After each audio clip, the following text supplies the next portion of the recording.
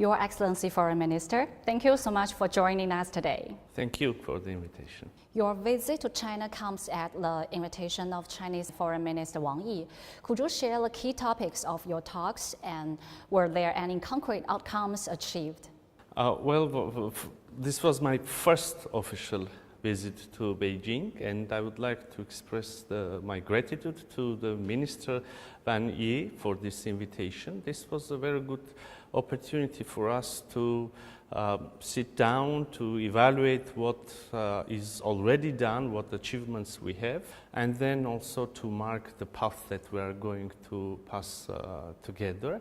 And I must say that there was quite serious topic of discussion. I mean, we do have tangible achievements already, like if we have a look at the mutual trade and economic relations, we can see that, for instance, last year we had 700 million increase in our mutual trade compared to the previous year. And we have established a flight between Yerevan and Urumqi. So business contacts are growing, trade is increasing, people-to-people contacts are increasing and growing. Also cultural ties, political dialogue is quite intense and strong. And this is yet not the full potential. Jointly with my counterpart, my colleague Minister Wang Yi and the delegation, we discussed the strategic nature of our relations. We marked the similarities of approaches when it comes to international relations and our cooperation on international fora, and also, of course, bilateral agenda.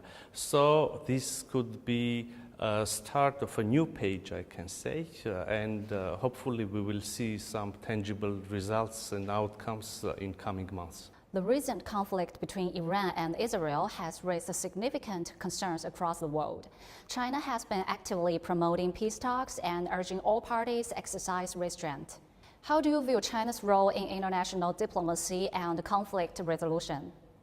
Armenia is a neighboring country, is a neighbor of Iran, and we were very much concerned and we expressed our position. We condemned the unilateral outbreak of hostilities, the attack on Iran on the very first day. By the way, our approach was very similar to the position that later was expressed by the Shanghai Cooperation Organization.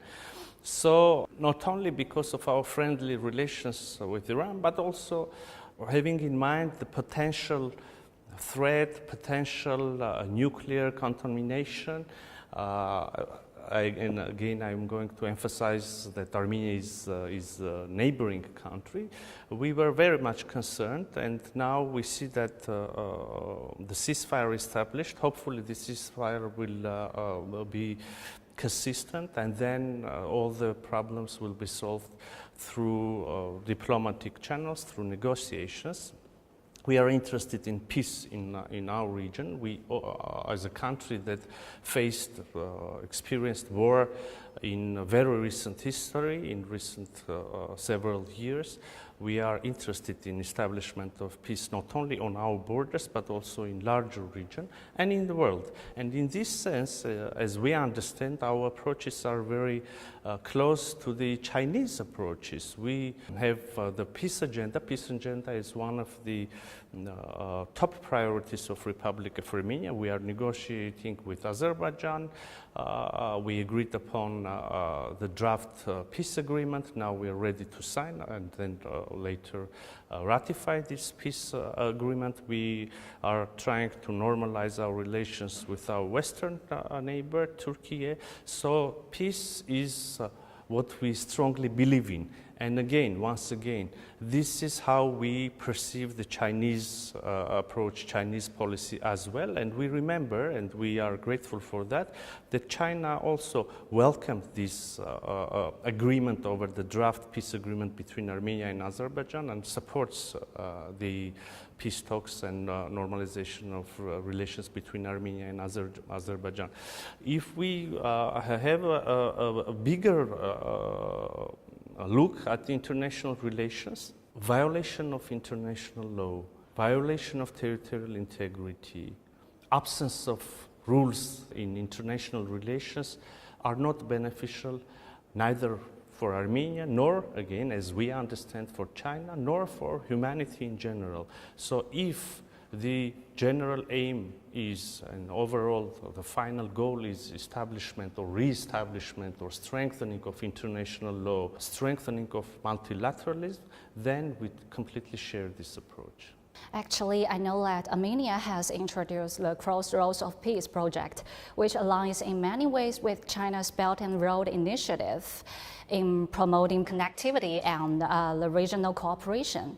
So how do you see the synergy between these two initiatives? Obviously, the whole world is now trying to explore new logistical rules to strengthen connectivity between countries, and One Belt initiative as well as Armenia's Crossroads of Peace initiative are part of this general search for new or better connectivity.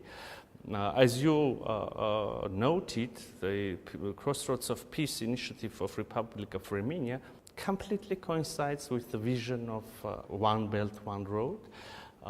Basically, the idea is to ensure better connectivity between Europe and East Asia, between Paris and Beijing, and we clearly see the goods and people traveling freely and smoothly from Paris to Beijing, from France through South Caucasus, through Armenia, and then through Central Asia, through Kazakhstan, for instance, to China.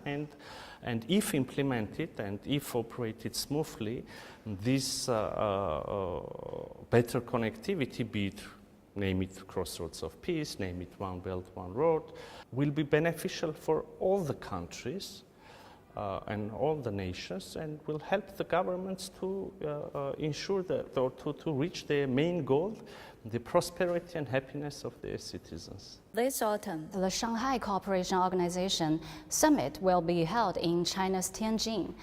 And as a dialogue partner of the SCO, Armenia has seen its total trade with China grow steadily year after year. So in your view, how might the SCO's focus on green development and the digital economy bring new opportunities to two countries? Well, Armenia is a dialogue partner of Shanghai Cooperation Organization, and the basic principles, fundamental principles of the organization are very important for Armenia. Let's remember some of them. It's territorial integrity, it's inviolability of the borders, it's non-use of force.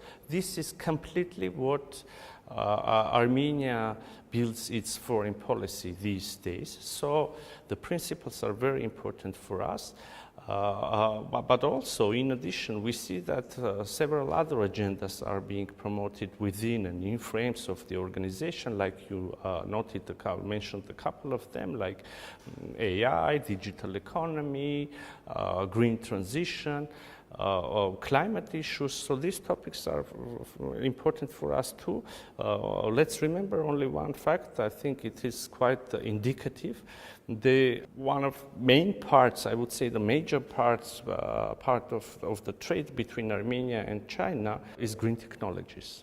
So again, in addition, when we speak a little bit larger about climate issues, biodiversity, climate issues are also very important for Armenia. Next year we're going to host the COP17 on biodiversity, and we're very much looking forward to this important for us event and cooperation with China in this context as well. So I'm saying this to show that our interest in cooperation or in activities of Republic of Armenia in frames of this organization are important for us. Moreover, we decided to enlarge, to increase our participation in this organization. And by the way, this was one of the topics yesterday discussed between Armenian and Chinese delegations during our discussions, our negotiations. So we expressed clear position about our aspiration to increase our role in this organization. And hopefully this aspiration will be welcomed by the member states. This year marks the 33rd anniversary of the diplomatic relations between China and Armenia. Beyond economic collaboration, cultural exchanges have also flourished. The growing popularity of Mandarin in Armenia and the Khachaturian International Violin Competition held in China are both highlights of people-to-people ties. Looking ahead, what are your expectations for future? Absolutely. Cultural exchanges are very important for increasing and growing people-to-people ties. And I should note with satisfaction that there is growing interest in both societies, in Armenia towards Mandarin, towards Chinese culture, and also we see the growing interest here in China towards Armenian culture. If we look at the history, if we dig deeper in history, we would see that there has always been a good interaction between Chinese and Armenian civilizations. So there have always been strong cultural ties, but gladdens all of us, I think, to see that these days this interest in Armenia and China is only growing. And again, I would like to bring one example. There is a school in Armenia which teaches Mandarin, and there is a long queue for the parents do want and express wish to send their kids to study at this school, but of course we can assume the capacities of any school are restricted, are limited,